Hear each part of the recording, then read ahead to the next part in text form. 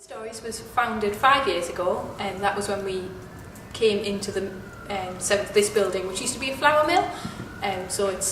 We split it up between, this is called the mill, and then we've got our collection over in Gateshead. So the visitor centre is on August this year. It'll be coming up to its 5th birthday. But the idea was from Mary Briggs and Elizabeth Hamill, who are our two owners and founders, was from years before that. I think in 2001 they came up with the idea for 7 Stories. So it's been going on for quite a while. It's been quite a labour of love for Mary and Elizabeth. And because we've been looking at all of the 5th birthday from the openings, you can see such a progression in those short 5 years of how much we've changed and how much we've developed and got more in touch with our audiences and developed new audiences, so older children, which we've really started tapping into recently with the Twilight events and Owen Colfer, which is coming up soon, which is 2 big events for maybe 10 plus to come along to. Owen Colfer is coming to the Theatre Royal, and our Twilight events, we're having a decadent dinner for 18 plus, Twilight Eclipse Ball where we had a new moon ball last year, which was just incredible. Everybody came in their beautiful ball gowns, everything was all set up. There was a quiz, there was a band on afterwards over in the Clooney. So really big events like that are quite a big pull to people, but we also really depend on our audiences that come in on days like this, the under 5s, people that come to Story Party, Bookworm Babies. So we do cater for events like that. Sort of Angelina Ballerina is coming up soon, and Football Academy with Tom Palmer is all for little ones, older ones as well, but is also geared towards our younger audience.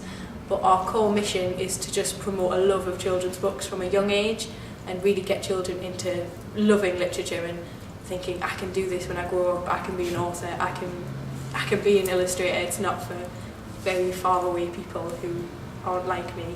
So like you saw with the schools and whatnot downstairs, they got so excited that their ideas could make it in 80 years time, might be on the wall of a museum or might be in our collection from what they did when they were 7 and 8, and that their ideas are important and that people value their ideas, which is quite a nice thing that children maybe don't hear enough, that their ideas that they have when they're young are so important that they can develop later on.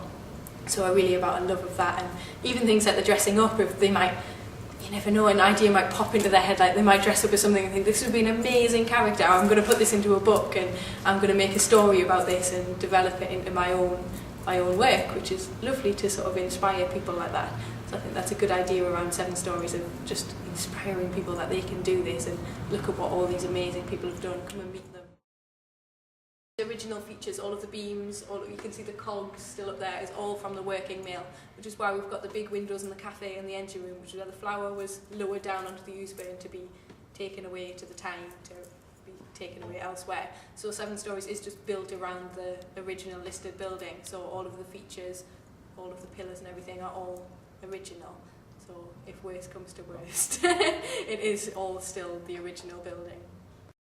A mix really, because things like Tiger Who Came to Tea was written maybe coming up to 50 years ago now, so it's just a classic now, and they all still go crazy for the Tiger Who Came to Tea. But then things like Oliver Jeffers, Emily Gravett, people, Catherine Hollibird, who wrote Angelina Ballerina, are still massively popular as well. So it's a bit of a mix really. I think parents tend to be obviously buying the more contemporary books, but then also going back to things that they read when they were little and they loved when they were little and want to pass that on to their children. So I think as the parents are getting older, sort of contemporary books are going to be passed on to children now because they were being read to their parents when they were little, if you know what I mean. So they're passing on classics sort of that they loved, sort of Alan Alberg, Julia Donaldson. Things like that could potentially be now being passed on to a next generation, because there's been that gap of that they're now becoming favourite, like family favourites. So this is just such a, well, you can see all of the different titles up here. There's some really bizarre people come in and say, this is my favourite book, and we go, really? I wouldn't have thought that at all. But there is just the big classics. So, and Julia Donaldson, The Gruffalo, is by far one of the most popular ones that I've ever heard people say. She won't go to sleep until she's heard The Gruffalo, or she won't go to sleep until she's heard Oliver Jeffers, Simon Bartram, Bob Man on the Moon is another really popular one as well. But anything that's sort of rhythmic and quite rhyming it seems to be quite popular at the moment. We also tend to find that people from outside the area know a lot more about us than people from inside the area.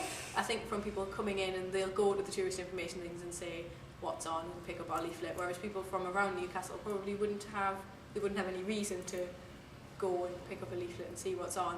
But so we do get a lot of our press articles in the Chronicle, the Journal, occasionally the Sunday Sun. But so I think that's how people from the local area hear about us, whereas people from outside will find our advertising, find our literature. But it's more the PR side that we're aiming for, to get people from the local area to really come down and realise what they've got in the middle of Newcastle. If you asked any staff member here in Seven Stories, they'd just be able to give you an infinite list of tell your children to read this, tell them to read this, tell them to come and meet these authors, and tell them their ideas. When Bruce Ingman, the illustrator of The Pencil, came in, and there was a little boy brought a dummy book that he'd made, and just to show him and say, like, look, this is what I've done, and look, do you think it's any good? And he was only about 7 or 8, and Bruce Ingman was really positive and said, yes, that's amazing, keep doing this, and keep reading, keep getting ideas, and keep putting your ideas down, and don't, if they're a bit rubbish, don't worry about it, they'll evolve, or if they don't evolve, throw them away and start again, do something else. But yeah, just read and really just see what other people are doing. I think anyone here would definitely encourage everyone to read more, and not sort of limit the thing of the stereotype of being there's girls' books and boys' books. Just being like, girls can read books about football, boys can read books about ballet if they want to. It doesn't matter, just whatever you're interested in.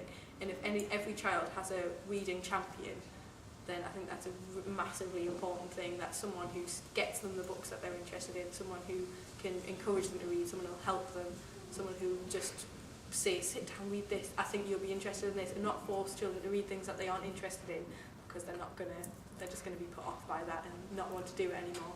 So if you specify it to something that they have an outside, like a hobby or anything really, that they can establish an interest in, and it's a good book to read.